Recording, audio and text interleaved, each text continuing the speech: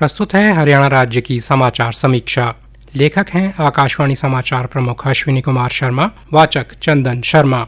देश को जल्द ही दालों के उत्पादन में भी पूरी तरह आत्मनिर्भर बनाने के लिए देश में दलहन आत्मनिर्भरता मिशन की शुरुआत की गई है। इस मिशन का उद्देश्य दलहन को लेकर अन्य देशों पर निर्भरता कम करना है। प्रधानमंत्री नरेंद्र मोदी ने दिसंबर 2027 तक भारत को दालों के मामले में पूरी तरह से आत्मनिर्भर बनाने का महत्वाकांक्षी लक्ष्य निर्धारित किया है, जिसमें विशेष रूप से अरहर, उड़द और मैसूर पर ज़्यादा ध्यान केंद्रित किया गया है। देखा जाए तो पिछले कुछ वर्षों में हमारे देश में दालों के उत्पादन में महत्वपूर्ण परिवर्तन देखने को मिला है।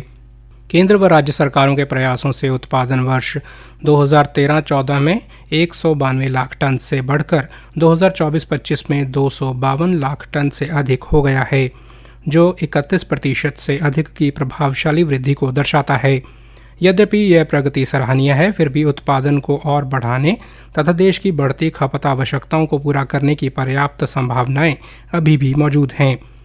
वर्ष 2023-24 में हमारे देश ने 47,38,000 टन दालों का आयात किया, जबकि अन्य देशों को मात्र 5,94,000 टन का ही निर्यात किया गया, जिससे यह पता चलता है कि दुनिया के सबसे बड़े दलहन उत्पादकों में से एक होने के बावजूद हमारे देश की घरेलू मांग को पूरा करने के लिए उत्पादन में वृद्धि की ज़रूरत है।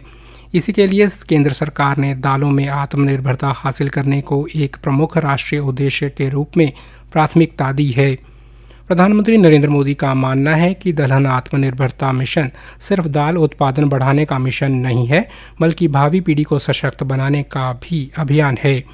बीते 11 वर्षों से केंद्र सरकार का निरंतर प्रयास रहा है कि किसान सशक्त हों, जिसके लिए ज़रूरी है कि खेती में ज़्यादा निवेश किया जाए।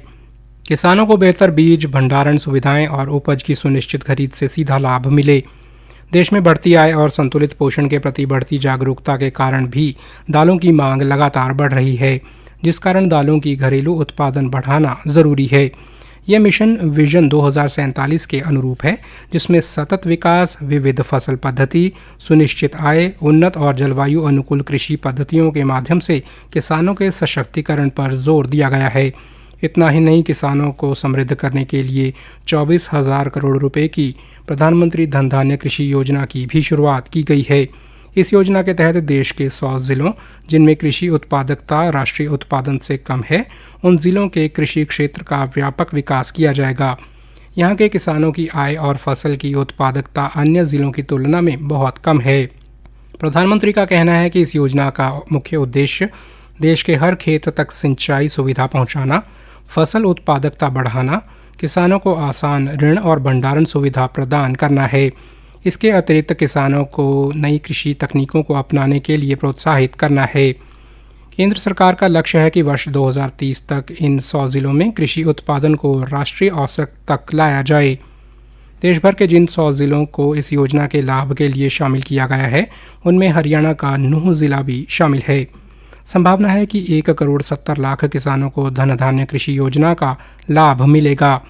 हरियाणा में वर्ष 2019-20 में दलहन के अधीन लगभग 1,95,000 एकड़ क्षेत्र था, जो वर्ष 2024-25 में बढ़कर 2,67,500 एकड़ हो गया। राज्य सरकार द्वारा इस क्षेत्र को और बढ़ाने के प्रयास किए जाएंगे। प्रधानमंत्री का मानना है कि ये दो योजनाएं देश के किसानों का भाग्य बदलने का काम करेंगी। इन योजनाओं पर सरकार करीब 35,000 करोड़ रुपए से ज़्यादा खर्च करने वाली है।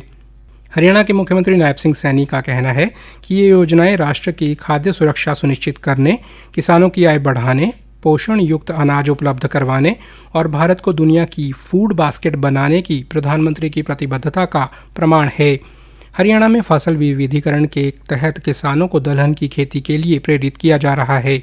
विशेषकर दलहन आत्मनिर्भरता मिशन के तहत चुने गए जिले नूंह में कृषि विभाग पूरे प्रयास कर रहा है कि किसान इस योजना का लाभ उठाएं और दलहन आत्मनिर्भरता में हरियाणा का योगदान यकीनी बनाएं। कुल मिलाकर हम कह सकते हैं कि अब वो दिन दूर नहीं जब न सिर्फ हमारे देश का किसान गेहूं और चावल के चक्र से बाहर निकलेगा, बल्कि दालों के उत्पादन में भी देश को आत्मनिर्भर बनाएगा। समाचार समीक्षा समाप्त हुई।